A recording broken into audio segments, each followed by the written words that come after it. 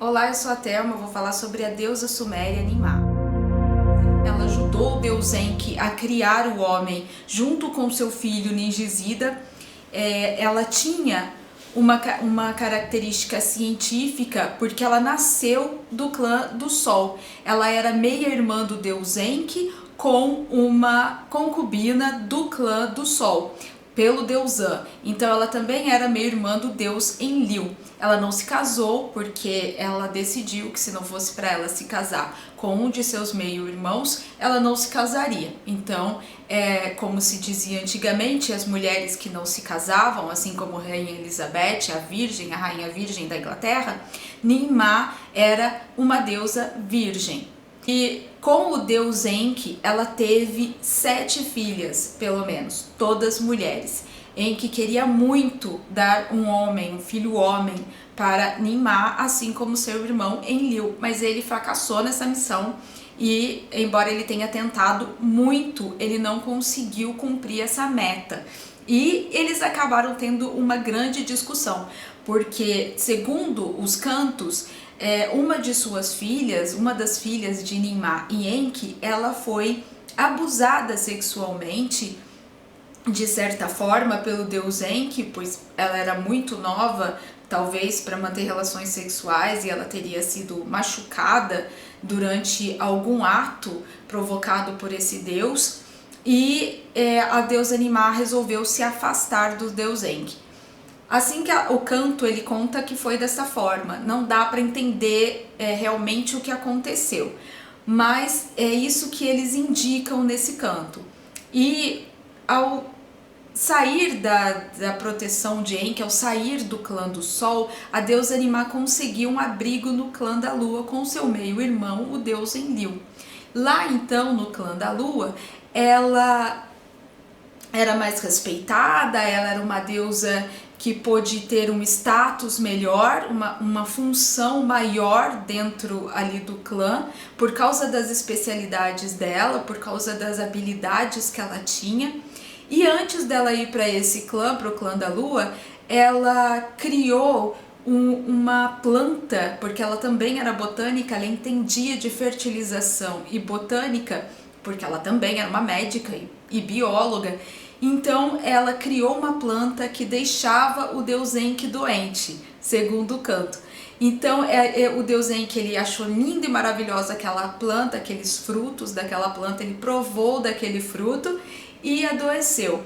Enquanto ele adoeceu, para ele ter a cura, a deusa Ninmah dizia para ele onde dói, e ele dizia onde doía e ela lhe dava a cura. E a partir dessa cura, ela conseguiu fazer ali com ele um acordo para que cada filho dela e cada filho de Enki tivesse uma terra, um local para eles morarem, para eles se estabelecerem. Então ela conseguiu, antes de ir para o clã da Lua ainda, ela conseguiu administrar, fazer com que o deus Enki organizasse bem aonde iam os filhos deles, aonde iam morar cada um estabelecido, com as funções que cada um poderia exercer. E uma vez ali no clã da Lua, essa deusa que cuidava da cidade de Mari era uma cidade muito importante, muito rica em comércio, uma das cidades que ficava localizada ali a mais ou menos 11 quilômetros do rio Eufrates. Era um local estratégico e ela era uma cidade muito abundante. As pessoas ali dessa cidade, elas viviam muito mais tempo do que todas as outras pessoas, elas eram mais altas, mais saudáveis, e era uma cidade praticamente como se fosse um Éden. Então, Ninmah recebia todas as honras por essa cidade. Ela vivia sendo atacada justamente por causa de tudo isso que ela construiu ali. Ela era muito invejada, a cidade era muito observada pelas pessoas que passavam ali, que gostariam que faziam comércio ali, que gostariam de fazer comércio com aquele povo ali daquela cidade, que ficava ali justamente nesse local para facilitar as idas e vindas dos deuses, para que o comércio realmente pudesse acontecer, fluir ali de maneira muito organizada e para que ali fosse um local de melhor desenvolvimento. Então ela foi atacada várias vezes. Ninmah é constantemente representada pelos sumérios através de estátuas com os seios e as partes íntimas de baixo também à mostra, quadris largos, e ela é bem voluptuosa, porque é assim que eles entendiam que era uma mãe da fertilidade, assim que eles entendem que é a fertilidade. Então eles queriam representar que essa era uma mãe fértil. Então eles colocavam nas imagens da deusa Ninmah quadris enormes, seios à mostras e as regiões, as partes genitais também à mostra. Por que isso? Porque ela era a grande mãe. Algumas pessoas, alguns cantos a chamam realmente de mami. E ela era a deusa que fazia os partos, então ela era de muita confiança. E ela também era muito recatada, muito humilde, ela não desejava poder. Apesar de todo o conhecimento científico que ela tinha, ela nunca se colocava acima das outras pessoas, ela sempre tentava ser advogada ali entre os clãs, porque os clãs viviam em guerra, então ela tentava sempre organizar os clãs para que eles não brigassem, para que eles não tivessem muitos conflitos, e ela era uma deusa muito sábia. Nós temos as características dessa deusa como a virgem, a maternal, a mãe, a grande mãe, a advogada e a sábia, a protetora, aquela que protege todo o seu clã como uma verdadeira mãe. Então, quem é essa deusa? Na representatividade católica, ela é a Virgem Maria. Então, a Virgem Maria, a Virgem Mãe, aquela que foi a mãe de Jesus, ela tem uma representação suméria que é a deusa Ninmah. É chocante ver as imagens da Virgem Maria representadas pelos sumérios com os seios à mostra, completamente nua. E muitas pessoas, por causa da crença e dos conceitos católicos que foram colocados, né, na sociedade, elas interpretam a deusa Ninmah como sendo a deusa Inanna. É uma confusão que geralmente fazem. Por quê? Porque a Inanna sempre é descrita como aquela que andava seminua e que fazia orgia em praça pública. Só que ela não, na hora de lutar, nas lutas, a representação de Inanna era sempre toda coberta. Ela era toda coberta da cabeça aos pés e com cabelos longos, trançados. Então essa é a deusa Inanna. A Inanna era sempre mais jovem.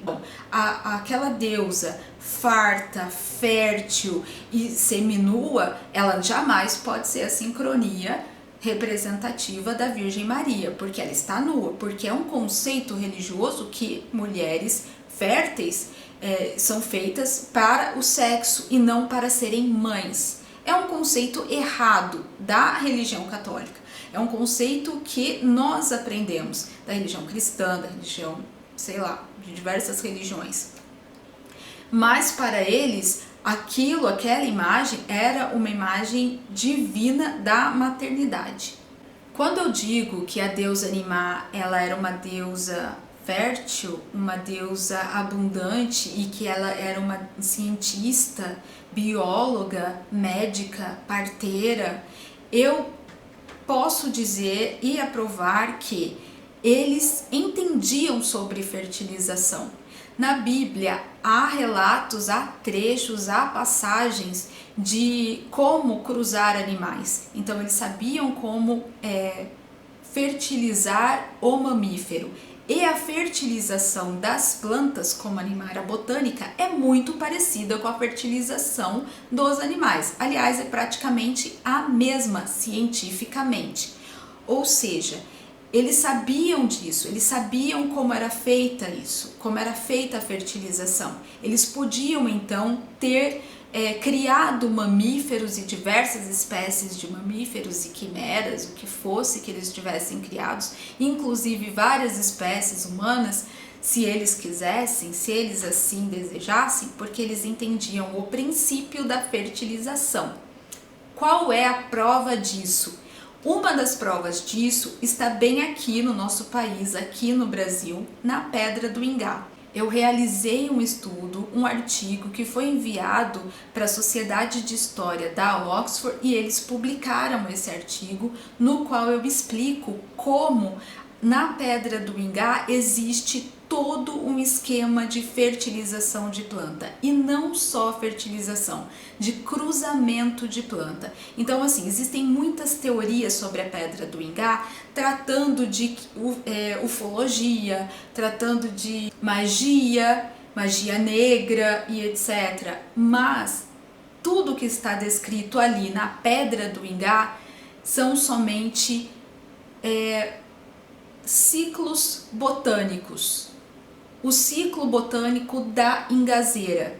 Então, se nós formos considerar que as datações estão corretas e que aquela pedra tem mais de 10.000 anos com aquelas gravuras, nós temos então a prova concreta no Brasil de que os sumérios, os antigos povos, as pessoas entendiam de fertilização e de ciclos botânicos.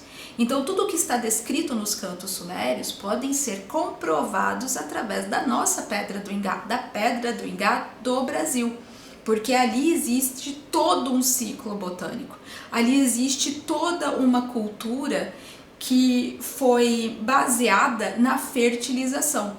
E tudo aquilo que foi criado ali, todas aquelas figuras que existem na pedra, elas são parte também do alfabeto fenício.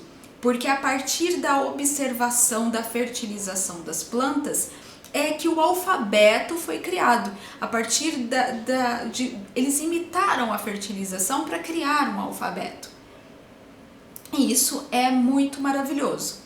Então, o que eu tinha para falar para vocês sobre a deusa Nimá foi tudo isso. Ela era uma grande botânica, ela era amada pelo povo sumério, ela era uma das maiores governantes que o mundo antigo já teve, como descrito ali nos cantos.